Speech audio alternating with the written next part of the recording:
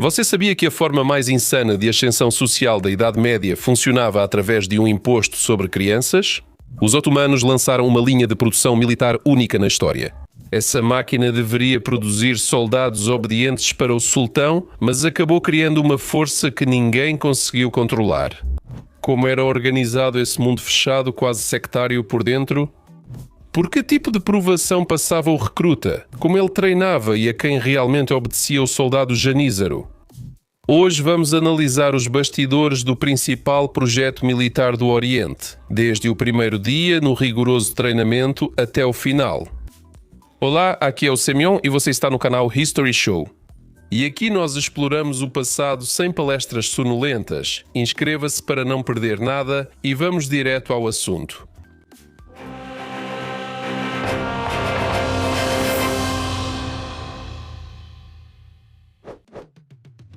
De onde vieram os janízaros? Vamos dar uma olhada no mapa do século XIV. O Império Otomano naquela época era uma jovem e agressiva startup estatal. A oeste, o Império Bizantino se desfazia. A leste, os restos do Império Mongol sumiam. Havia também muitos pequenos principados turcos que ora combatiam, ora se aliavam aos otomanos. Não existiam fronteiras definidas nem exércitos no sentido clássico. A principal força de ataque dos otomanos naquele momento eram os cipais, cavalaria pesada feudal local, ótimos combatentes, uma elite, mas com uma grande desvantagem. Cada um tinha suas terras e interesses. Hoje o cipai luta pelo sultão, mas amanhã pode largar tudo e voltar para casa cobrar impostos dos camponeses. O sultão precisava de uma ferramenta que funcionasse sem falhas e não fizesse perguntas desnecessárias. Então, como já foi dito, ao lado dos otomanos, o Império Bizantino estava vivendo os seus últimos dias. O Império havia encolhido para apenas algumas cidades, mas ainda lutava e ainda se orgulhava disso. Durante os conflitos nos Balcãs, os otomanos capturavam esses caras e geralmente não havia cerimônia com prisioneiros. Eles eram ou executados ou vendidos nos mercados de escravos como trabalhadores braçais. E em algum momento, a liderança de repente teve uma ideia. É um desperdício matar ou mandar para trabalhos forçados soldados disciplinados e já treinados em táticas. Exatamente isso. Assim, a partir de prisioneiros cristãos, surgiram os primeiros janízaros. Contratar estrangeiros para guarda pessoal é uma prática antiga. Se o guarda não conhece o idioma, não faz parte do círculo da nobreza e não entende as intrigas do palácio, é pouco provável que ele vá te apunhalar pelas costas. Ele simplesmente não tem outros protetores aqui, além do empregador. Historiadores ainda debatem quem transformou isso em um sistema completo. O problema é que as crônicas otomanas do século XIV foram escritas por caras do final do século XVI. A criação do corpo é atribuída ao sultão Orhan, ou a seu filho Murad I. Provavelmente, o projeto foi testado por anos antes de ser oficializado por escrito. Mas seja como for, em meados do século XIV já existia um corpo separado de janízaros, ou seja, um novo exército. No fim do século, tornaram-se o primeiro exército permanente da Europa, recebendo salário, vivendo em quartéis e treinando o ano todo. Nada mais de convocações sazonais e milícias. Para a Baixa Idade Média, isso foi um avanço absoluto, mas esse aparato militar exigia recursos humanos colossais. E para resolver essa questão de pessoal, os otomanos criaram uma linha de produção ininterrupta que os abasteceu com recrutas pelos próximos 300 anos. Devshirme, o imposto de sangue.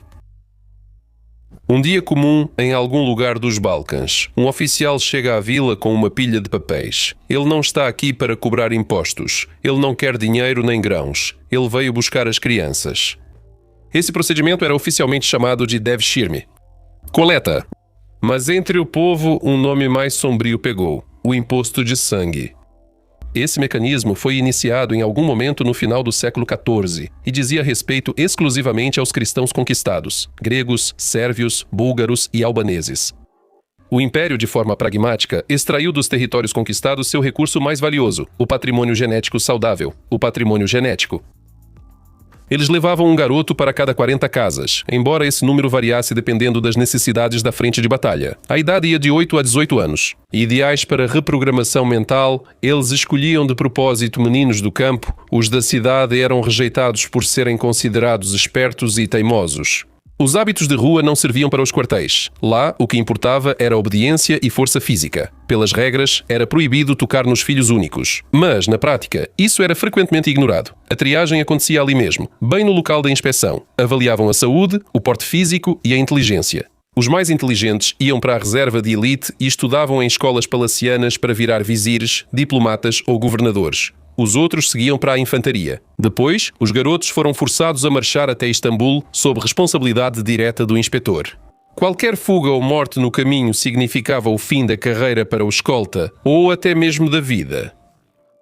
No começo, as famílias reagiam de forma compreensível. Houve tentativas de esconder o filho na floresta e de subornar os inspetores. Os pais vestiam as crianças de propósito com trapos para que parecessem doentes. Mas com o tempo, o sistema mostrou sua eficácia.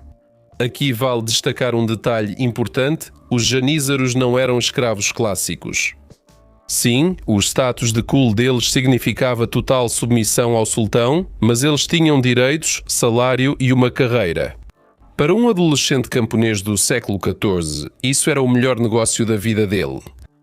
E aconteceu uma reviravolta absurda. Agora, até mesmo alguns muçulmanos que não eram afetados pelo devshirme começaram a pagar grandes quantias aos funcionários só para que seus filhos fossem incluídos nesse recrutamento. Porque o status de janízaro dava estabilidade, financiamento estatal e poder real. De um garoto do campo a um soldado do império. O que ocorria após os garotos chegarem a Istambul? Eles se deparavam com uma língua estranha, outra religião e um mundo totalmente novo. Na primeira etapa, ninguém os enviava direto aos quartéis para treinar com alabardas. Primeiro, os meninos eram distribuídos entre famílias camponesas turcas na Anatólia por 7 ou 8 anos.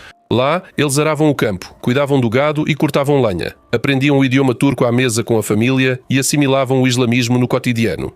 Acontecia uma reprogramação suave e quando voltava para a capital, o antigo garoto sérvio já pensava em turco e rezava voltado para Meca. Depois começava a segunda etapa da seleção, a admissão no Acemi Olan, ou seja, o corpo dos novatos. É aqui que começa a verdadeira máquina militar de moer gente, que dura 6 anos. Luta, treinos de força, equitação diária e arsenal disponível. A disciplina era mantida no nível de uma seita. Supervisores e eunucos controlavam cada passo. Nada de mulheres e nenhum relacionamento pessoal fora dali. Os cadetes viviam e treinavam em pequenos pelotões, chamados hortas, que substituíam a família. Companheiros viravam irmãos e o comandante era como pai. Aliás, aqui é preciso desfazer um mito bastante comum. A cultura popular adora retratar os janízaros como uma espécie de zumbis com a memória totalmente atrofiada, que esqueceram até da própria mãe. Isso é uma completa bobagem. Não havia nenhum apagamento de personalidade. O Império não precisava de soldados com amnésia. Eles lembravam bem de suas origens, da localização da aldeia natal e do nome do pai. E isso não atrapalhava em nada eles lutarem pelo sultão. Na verdade, era até o contrário. Eles mantinham um tipo de âncora psicológica normal que não deixava enlouquecer de vez com o treinamento militar rígido.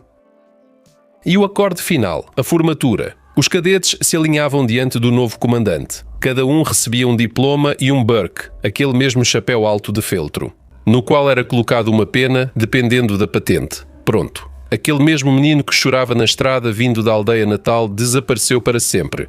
Em seu lugar, formava-se o soldado perfeito do Império. Como viviam os janízaros em tempos de paz? Na maior parte do tempo, os janízaros na verdade não lutavam. Entre as campanhas, eles passavam anos sentados nos quartéis de Istambul e de outras grandes cidades. Esses quartéis não ficavam em algum lugar afastado, mas sim bem no centro da capital, bem ao lado do palácio do sultão. Eles continuavam vivendo em hortas. O modo de vida era espartano, quase monástico. Camas de madeira, refeitório comum, hierarquia interna rígida e treinamentos. O maior fetiche e jogo sagrado de qualquer janízaro era o caldeirão do regimento, o kazan. Pode soar engraçado, mas para eles era literalmente uma relíquia sagrada. Diariamente, toda a horta se reunia em torno do caldeirão para comer. Esse era o principal ritual da Irmandade de Combates. Nos desfiles carregavam o caldeirão como se fosse a Arca da Aliança. E perder o caldeirão em combate era uma vergonha e levava à dissolução da unidade. Mas se o sultão começava a apertar o cerco ou atrasava o pagamento dos salários, os janízaros iam para o pátio e viravam seus caldeirões de cabeça para baixo em sinal de protesto. E o sultão imediatamente entendia que a situação estava ficando perigosa e que havia começado uma rebelião militar. E esse gesto seria repetido várias vezes na história dos otomanos. E quanto ao dinheiro? O salário caía 3 ou 4 vezes por ano, pagavam de um jeito que até um simples janízaro se sentia um ricaço em comparação com um trabalhador otomano comum. Ao mesmo tempo, o Estado supria todas as suas necessidades básicas, como alimentação, moradia e assistência médica gratuita. Ao final do serviço, recebiam ótima aposentadoria. Para os séculos XIV e XVI, esse era simplesmente um pacote de benefícios sociais fantástico. Além disso, havia uma tradição que fazia os sultões ficarem nervosos, o Julus Bakshish, um bônus dado quando alguém subia ao trono. Todo novo governante era obrigado a dar um enorme prêmio ao exército, o que pode ser visto como uma compra de lealdade. Se o tesouro estivesse vazio, os sultões se endividavam loucamente só para pagar a infantaria, porque se não pagassem, eles viravam os caldeirões. Em tempos de paz, os janízaros atuavam como bombeiros e forças especiais da cidade. Apagavam incêndios e patrulhavam mercados. Perseguiam bandidos, protegiam funcionários públicos e eram totalmente autónomos, com ferreiros, armeiros e cozinheiros próprios. Agora vamos ao mais interessante, a proibição da vida pessoal. Inicialmente, era terminantemente proibido ao janízaro se casar, pois um soldado-monge não tem pontos fracos, não pode ser chantageado e não tem onde gastar seus recursos, exceto no serviço. Mas o plano começou a falhar. No século XVI, as restrições começaram a enfraquecer. Primeiro, permitiram que os oficiais de alto escalão tivessem famílias. Depois, a proibição foi suspensa para os soldados comuns. No século XVII, era absolutamente normal que um janízaro fosse casado, e foi aí que surgiram as consequências que os criadores do sistema não previram. Afinal, um soldado casado começa a pensar nos filhos. Ele quer arranjar para o filho um cargo confortável com uma boa ração do governo. No final, a máquina militar ideal, criada para ser um contrapeso às elites locais, acabou se transformando em uma casta hereditária e privilegiada. Os janízaros no campo de batalha sempre ficavam estritamente no centro. Nas laterais, a cavalaria leve se movia rapidamente, causando confusão, quebrando a formação inimiga e atraindo-os para o centro, onde então os janízaros cuidavam deles. Eles ficavam como um bloco monolítico e aguardavam seu momento sob o som psicodélico do estrondo da banda militar. Primeiro, eles eliminavam os inimigos com arcos, depois com bestas. E na virada dos séculos XIV e XV, a infantaria otomana passou a usar armas de fogo. Para aquela época, isso era um grande risco. Os primeiros arcabuzes eram coisas temperamentais, demoravam muito para recarregar e, na chuva, viravam apenas um bastão de metal inútil. Enquanto os europeus faziam pouco caso e continuavam usando bestas, os janízaros apostaram nas armas de fogo e ganharam o grande prémio. No início do século XVI, eles aprimoraram a habilidade com arcabuzes a um nível de e-sports. Atiravam correndo, recarregavam com uma mão só e alcançavam uma cadência de tiro insana. Generais europeus relatavam isso com certo terror silencioso. Ao mesmo tempo, eles tinham uma obsessão rígida por armas brancas. Os janízaros desprezavam categoricamente as lanças. Para eles, atacar o inimigo pelas costas com um bastão era covardia. Um verdadeiro guerreiro enfrenta o inimigo de frente. Por isso, no combate corpo a corpo, eles usavam sabres e sua lâmina característica, o yataghan. A tática funcionava perfeitamente, mas toda a estratégia imbatível chega ao fim. No final do século XVII, a Europa aprendeu com seus erros, adotou a tática linear, disciplina rigorosa de fogo e uma nova infantaria regular. E isso foi apenas o começo do fim. A Era de Ouro e o início da transformação, toda a estrutura poderosa tem seu auge histórico. Para os janízaros, essa Era de Ouro ocorreu durante o reinado de Suleimão, o Magnífico, 20.000 assassinos profissionais de elite. Eles tomam Belgrado, destroem Rhodes, aterrorizam Viena.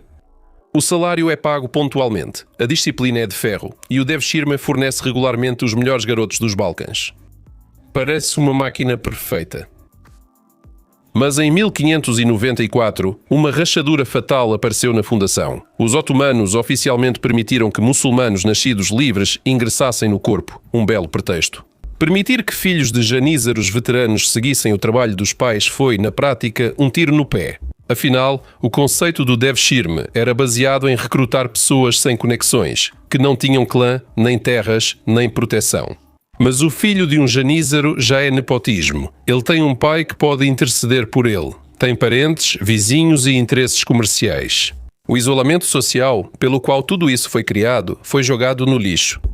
E depois ficou ainda pior. No século V, o título de janízaro virou um passe VIP para uma vida melhor. Dinheiro estável, benefícios fiscais e imunidade judicial. Naturalmente, todos queriam entrar nesse clube fechado. Os oficiais começaram simplesmente a vender vagas. Comerciantes, artesãos e pequenos funcionários eram incluídos em massa na lista do corpo.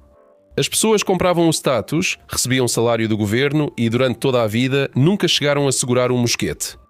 Em meados do século XVIII havia 110 mil pessoas registradas no papel, mas, na realidade, apenas alguns deles eram soldados capazes de lutar.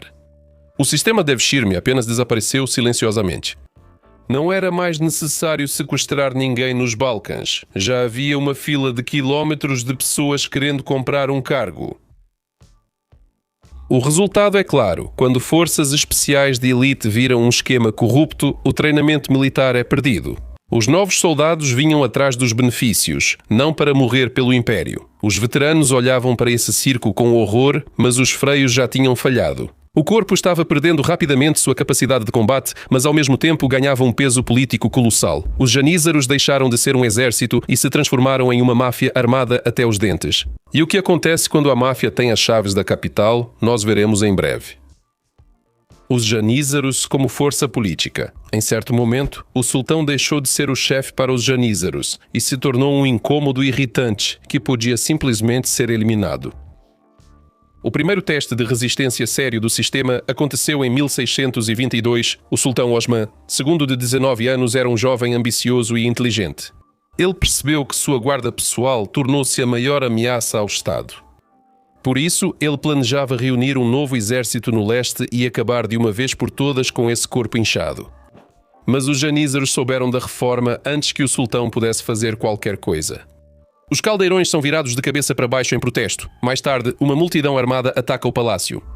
Osman tentou se disfarçar de mercador e fugir discretamente, mas não deu certo. Ele foi capturado e estrangulado. Pela primeira vez na história do Império Otomano, o próprio governante foi eliminado por sua própria guarda. Após Osman, iniciou-se uma sequência de golpes de Estado, nem sempre letais. Às vezes, o governante era simplesmente convidado a se retirar de forma educada, mas insistente, ou colocado em prisão domiciliar. Até o fim dos dias, esse mecanismo funcionou como um relógio. Sempre havia um motivo para virar os caldeirões. O corpo apresentava um ultimato e o palácio capitulava. Uma obra-prima à parte da engenharia política foi a revolta de 1730. Estamos na chamada Era das Tulipas.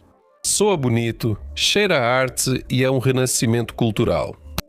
Mas na prática o Império está perdendo guerras. A economia está indo para o buraco e a elite da capital é fanática pelas tendências europeias, o que irrita profundamente os conservadores. Os janízaros surfaram com maestria essa onda de ódio. O líder formal da rebelião acabou sendo um certo veterano, Patrona Khalil, que vendia bugigangas no mercado. Em poucos dias, reuniu milhares de pessoas, derrubou o sultão Ahmed III e colocou o obediente Mahmud I no trono. Aliás, depois, Mahmud se livrou do Khalil, que tinha ficado arrogante com a impunidade, e de seus comparsas. No final do século XVIII, os janízaros haviam se transformado em verdadeiros estados dentro do Estado. Na capital, controlavam bairros inteiros e colocavam pessoas de confiança em cargos ministeriais. E nas regiões, as guarnições dos janízaros evoluíram para verdadeiras organizações criminosas autónomas que aterrorizavam a população local e desafiavam abertamente o poder central. Em 1789, sim, exatamente quando a Revolução estourou na França, Selim III subiu ao trono. O cara decide que está na hora de acabar com esse circo e lança o programa Nizam-i-Sedid, a nova ordem. Nos planos dele estava formar um exército europeu decente, com táticas modernas e oficiais competentes. Selim não se arriscou e construiu essa estrutura em paralelo aos janízaros, separando cuidadosamente um orçamento próprio para ela, mas não deu sorte. Em 1807, estourou mais uma rebelião. O motivo oficial para o motim foi o seguinte: É engraçado. Os janízaros foram convidados a vestir uniformes ao estilo europeu. Parece pouco motivo para tanta confusão, não é? Mas a liderança do corpo não era composta por idiotas. Eles entendiam muito bem. Hoje você veste o uniforme europeu, amanhã está marchando segundo o regulamento europeu, sob o comando de novos oficiais. Por isso, nos caldeirões foram novamente derrubados. Selim foi forçado a abdicar e, um ano depois, estrangulado na mesma prisão onde antes estrangularam Osman II. A história se repetiu exatamente da mesma forma quase 200 anos depois. Mas desta vez, o sistema sofreu uma falha fatal sob o novo sultão Mahmud II. O incidente favorável de 1826. Mahmud II era um homem de nervos de aço. Quando você vê seu predecessor sendo estrangulado em uma cela de prisão diante dos seus olhos, você aprende as regras do jogo muito rápido. Mahmud subiu ao trono em 1808 e por muitos anos ele fingiu ser o melhor amigo dos janízaros. Pagava em dia, dava benefícios e sorria gentilmente nos desfiles. E nas sombras, de forma extremamente silenciosa e metódica, preparava sua completa destruição. Primeiro, ele trouxe para o seu lado os ulemas, os mais altos teólogos islâmicos. Isso tirou dos janízaros sua carta favorita, pois eles não podiam mais se esconder atrás da proteção do Islã tradicional em qualquer confusão. O clero agora estava do lado do sultão. Paralelamente, Mahmud fortalecia o exército.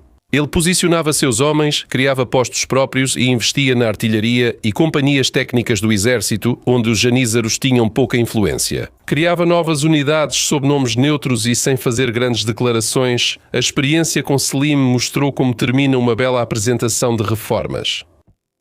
Em maio de 1826, a armadilha se fechou. O sultão anuncia a criação de novas unidades de infantaria com treinamento europeu e propõe aos janízaros que designem 150 homens de cada horta para troca de experiências. Os janízaros reagiram exatamente como Mahmud esperava.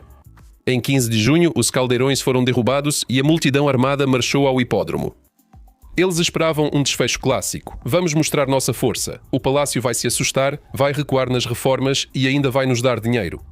Mas dessa vez o roteiro quebrou. Mahmud ergue a bandeira verde do profeta, um sinal absoluto de ameaça extrema ao Estado.